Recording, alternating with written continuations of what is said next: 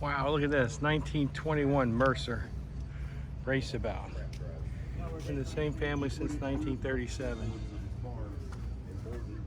Wow.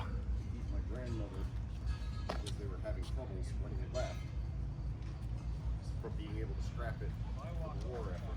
Absolutely magnificent. Remarried and passed away without ever touching the car again. In 1969, my dad went through hell trying to get appraisal on it for the estate. My dad ended up inheriting it, and he left it under the barn until 1976, when my mom and he went up, pulled it out from under the barn, brought it up to a friend's house in Groveville, Maine. And then once he had a house with a big enough garage, he put it in the back of the garage. It sat unassembled until I inherited it in 2010. I think you said they're sitting there right over in the barn, I'm surprised the dampness did not destroy the car. It absolutely demolished the rims that were on it. It had 19-inch rims on it, and there was some of the snap ring left, and none where the bottom it had run into the mud. There was almost nothing left of the bottom of the rim. The tires were barely recognizable. Are those the tires. correct rims? These are not the correct rims for a 1921. They're correct rims for I believe, 1918 Mercer Raceabout. They did 1 year of 24-inch rims.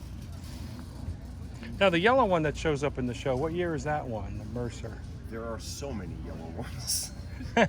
There's one that shows up every year. And there yellow was Princeton's colors. So everybody Mercer's from New Jersey, Princeton's from New Jersey. Every Mercer needs to be yellow. Oh, okay. And black. I didn't know that. And there was a Stutz Bearcat that used to show up here at the show, but hasn't been here for a few years. Yeah, Fred Hoke has two of the old flat fender T-heads. He's got a yellow Raceabout. He's got he had a red Stutz, I believe. He's got a Locomobile and a Lozier. He's got a bunch of cars.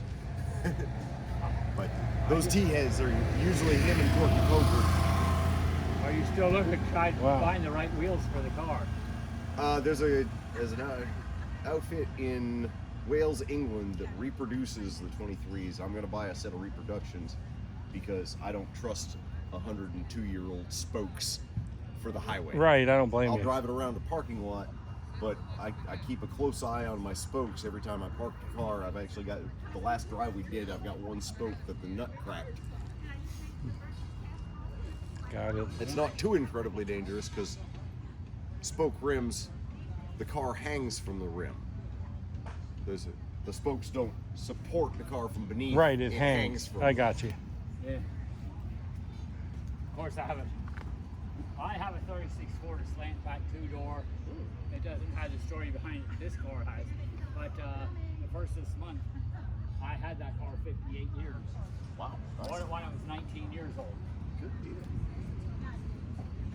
Yeah, this one was 17 years old when my grandfather bought it. Wow. Are you going to have it in the show tomorrow? Nope, just going home tonight. Ah. Maybe that's where you're from. Originally I'm from Maine. Currently I reside in Virginia. Oh, well, I'm a little bit closer. I don't know if you ever heard of Mannheim, Pennsylvania, large auto auction there. I have heard of an auction out of Mannheim. I didn't realize it was Pennsylvania. And of course, it's a chain. There's more than one Mannheim auction. Okay. But it originated in Pennsylvania, in Mannheim, Pennsylvania. That's where it originated. And if you're looking for any correctness, the Magneto is a Bosch DU4. It should be an Eisman. I have one for display purposes, right. And I have an original Penberthy SV22 carburetor for display purposes. It works, the car runs on it. What goes but they're an in untunable piece of junk carburetor. There's a preheater tube from the exhaust that passes through to keep the intake from freezing when you're operating the car. Okay. And then it continues out through this hole, and there's a little soup can size muffler that goes on it under the frame. Cool. Those are some parts I have not restored yet. 1921 Mercer Raceabout. What a great car.